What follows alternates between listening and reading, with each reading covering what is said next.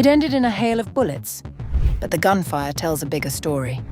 Mencho is dead, yet the arsenal behind the CJNG remains. Machine guns, .50 caliber rifles, armored monstros. How did a cartel build battlefield-level firepower? Follow the weapons, and you uncover a global arms web far beyond Mexico.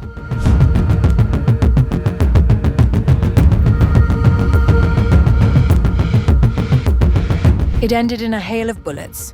On February 22nd, Mexican authorities announced the killing of Nemesio Ruben Oseguera Cervantes, better known as El Mencho, the leader of the Jalisco New Generation Cartel. For years, he had been one of the most wanted men in the world, a shadowy figure accused of transforming his cartel into one of the most heavily armed criminal organizations on the planet. According to officials, the operation followed months of intelligence coordination. Security forces closed in on a rural compound in Jalisco. What followed was an intense firefight. By the end, El Mencho was dead. But if you think this story ends with the fall of a kingpin, think again. Because when Mexican forces have raided CJNG strongholds over the years, what they found looked less like a criminal stash and more like a battlefield armory. Belt-fed machine guns, Barrett .50 caliber rifles capable of piercing armor, rocket launchers, and improvised armored vehicles, known locally as monstruos. The obvious question is this: how does a drug cartel acquire firepower that rivals military units?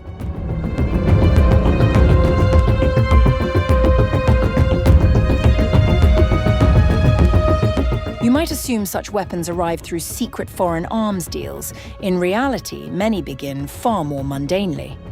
Research analyzing firearm trace data has repeatedly shown that a significant share of weapons recovered at Mexican crime scenes originates in the United States. Independent studies examining court documents and ATF trace records found that licensed gun dealers in US border states are a primary source of firearms later seized from cartels. This is not conjecture, it is documented through serial number tracing. In multiple cases, high-powered rifles recovered in Mexico were purchased legally in Texas or Arizona, sometimes only months before being found in cartel hands. The process is often simple. A straw purchaser buys weapons legally. Those weapons are transferred to traffickers. They are smuggled south. Within weeks, they are operational in cartel arsenals. Mexican Defence Secretary, during a press conference on the recent killing of El Mencho, said that 80% of the weapons seized from cartels are of US origin. It has been mentioned here, speaking of the general strategy, that 23,000 weapons have been secured by the administration. Of those 23,000 weapons, 80% are of North American origin. So, in this case, more or less, it is the same proportion. In some documented cases, even .5 caliber rifles, weapons capable of disabling vehicles and penetrating fortified positions, were legally purchased in the US and later traced to cartel activity. These are not small pistols easily concealed. They are long-range, high-impact weapons. There is another dimension as well. Over the past 2 decades, tens of thousands of firearms were legally exported to Mexican state and municipal police forces from manufacturers in the United States, Europe, and Israel. These sales were government-to-government transfers. The weapons entered official inventories. But oversight gaps matter. Human rights and advocacy groups reviewing procurement records have warned that weak end-use monitoring increases the risk of diversion.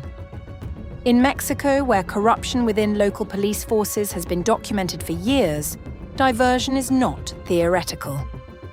Weapons intended for law enforcement have, in documented instances, leaked into criminal markets through theft, collusion, or resale. So when we talk about CJNG's arsenal, we are not describing a single pipeline.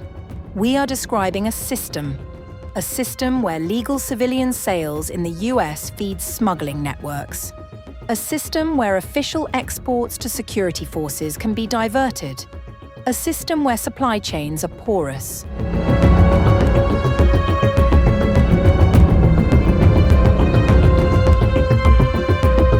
Now widen the lens.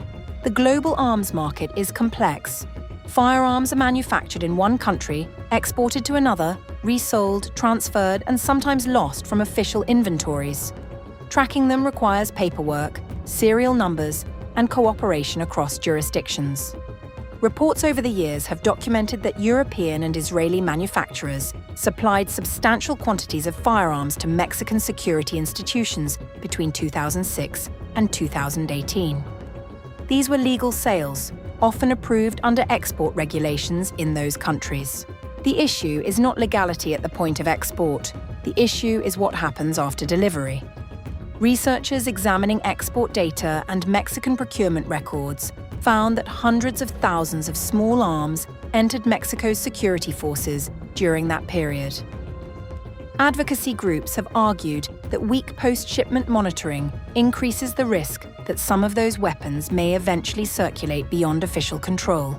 It is crucial here to separate fact from speculation. There is verified evidence that US civilian market weapons regularly flow into Mexico and are recovered from cartels.